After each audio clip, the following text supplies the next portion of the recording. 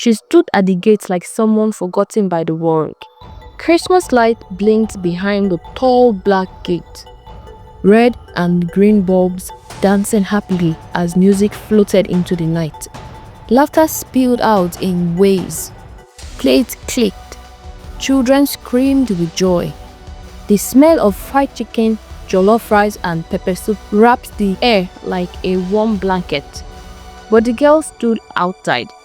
She was about 24, slim, tall, and naturally beautiful in a quiet way that didn't beg for attention.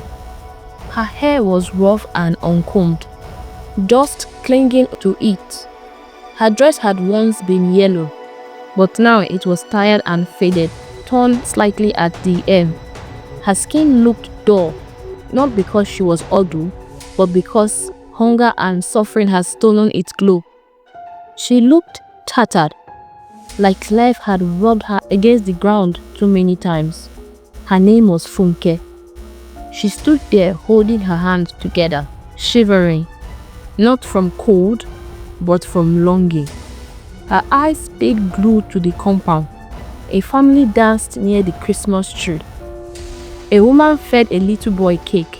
A man lifted his daughter and spun her around. Funke swallowed hard. Just one day, she thought. Just one Christmas.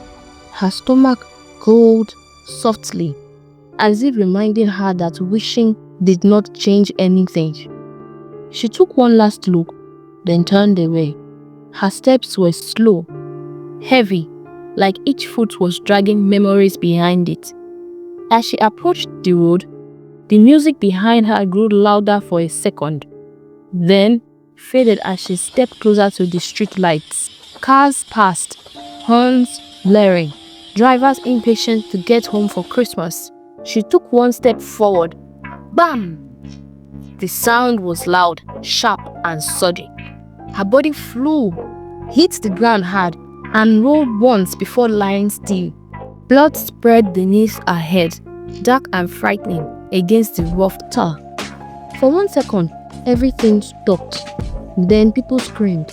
Cars screeched to a halt.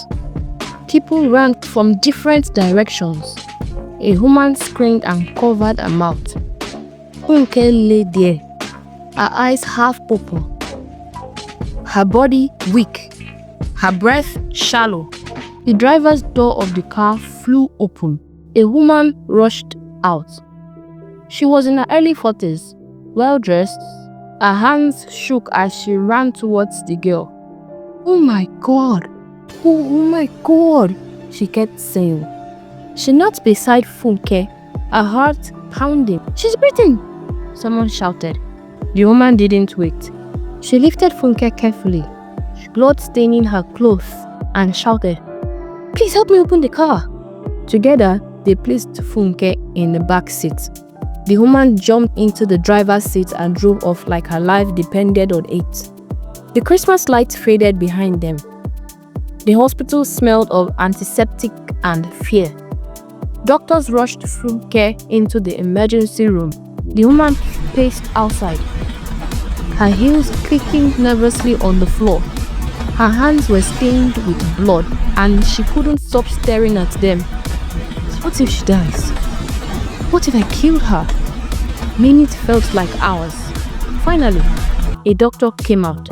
"She's alive," he said. "She lost a lot of blood, but she'll survive." The woman exhaled so deeply that she almost collapsed. "Thank you.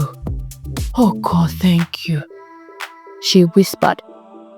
She paid for everything, tests, blood, treatment, without complaint. She stayed every day. When Funke woke up, the first face she saw was the woman's.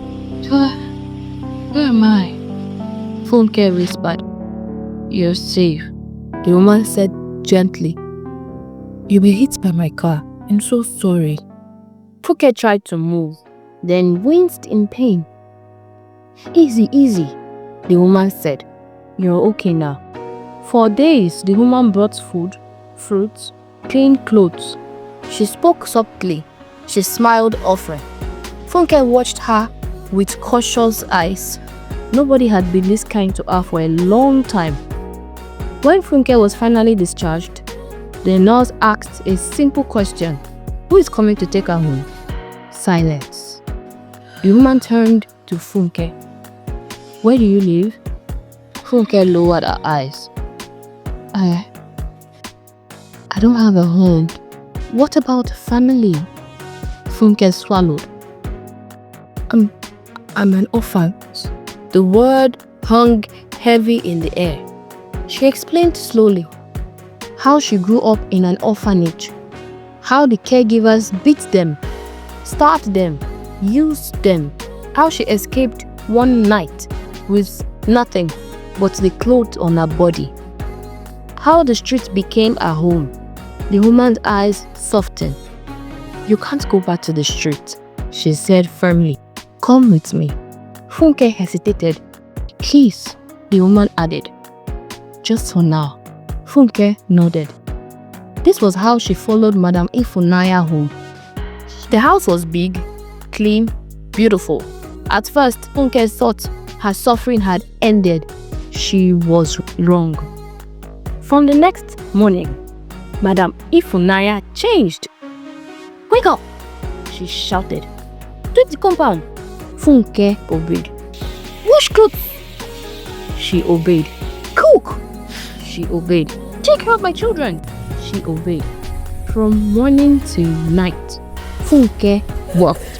When she was tired, she was insulted. You are lazy. Do you think I picked you from the road to be sleeping? She ate leftovers. She slept on a thin mat near the kitchen. When she was sick, she still worked. When she cried quietly at night, nobody noticed. Madam Ifunanya's children liked her. They called her Auntie Funke. They hugged her. That was the only warmth she felt. Madam Ifunanya's friend, Auntie Rose, noticed everything. She's human. She's not a machine. Auntie Rose once said. Madam Ifunanya waved her off. I saved her life. Another Christmas came. The house was decorated. Music played. Funke cleaned from morning till evening. When everyone dressed up, Madam Ifunanya tossed something at her. A red Christmas cap. This is for your Christmas gift. Funke forced a smile. She cleaned, she cooked, she washed dishes. While others ate chicken and laughed, Funke stood by the sink, her hands shaking with tiredness. Tears dropped silently into the water. That night, she stared at the scene and whispered, God, is this all my life will be? Something broke inside her. The next morning, Funke packed her few clothes. She left quietly. No goodbyes, no noise, just pain and courage. She met Auntie Rose outside. Where are you going? Auntie Rose asked. I can't stay here anymore. Auntie Rose hugged her tightly. You deserve better. Auntie Rose was a woman of influence. She helped Funke apply for a scholarship. She pushed papers, made calls. Weeks passed. One morning, Funke received an email. She screamed. She cried. Her life changed that day. Funke stood in another country as fireworks lit the sky. She wore coats. She smiled freely.